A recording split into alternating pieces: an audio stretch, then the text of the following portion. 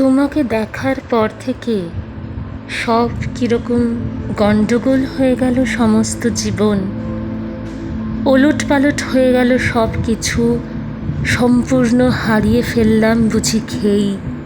চিন্তাসূত্র হয়ে গেল বিশৃঙ্খল, এলোমেলো।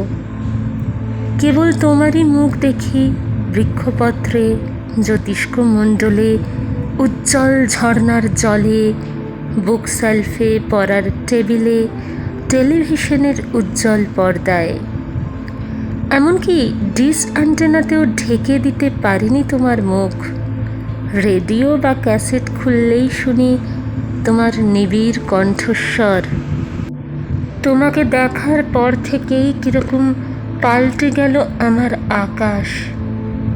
সেখানে এখন শুধু চাঁদের বদলে তুমি ওঠো, আর একটাই ওঠে সন্ধ্যা তারা, সেও তুমি।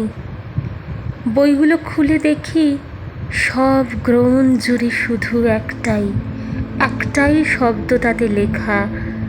তোমাকে দেখার পর থেকে অসম্ভব বদলে গেছে আমার ভুবন, বদলে গেছে জলবায়ু, দিনরাত্রি, ঋতু। কিছু মানুষ আমাদের জীবন যেরকম বদলে দেয়, সেরকম কিছু মানুষকে দেখে, তাদের সংস্পর্শে এসে, তাদের জীবন দর্শনের কাছে এসে আমরা খুঁজে পাই আর এক নিজেকে। এই দুই বদলে যাওয়া, দুই ভালোবাসায় হারিয়ে যাওয়া। কিন্তু আমরা কখনো নিজেদের কাছে এসে নিজেদের কথা শুনে নিজেদের পাশে একটু বসি না, হয়তো সেই সময় আমাদের কাছে নেই। তাই তবে আমার মনে হয় নিজের জীবনের সন্ধ্যা তারা বুঝি সবসময় মানুষ নিজেই হয়।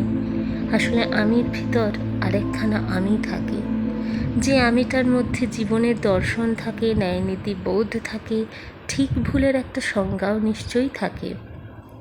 সেই সব কিছুর যে আমি, তাকেই বোধহয় সন্ধ্যা তারা, ধ্রুব তারা বা চাঁদ, যা খুশি উপাখ্যান দেওয়া যায়।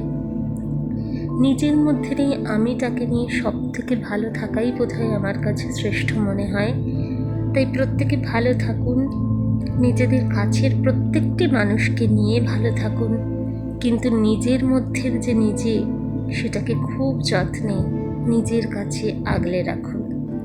কালকে আসবো, কালকে শনিবার, তাই অবশ্যই কালকে কিন্তু একটা গল্প নিয়ে আসবো। আশা করছি ভালো লাগছে আপনাদের এই চ্যানেলটা।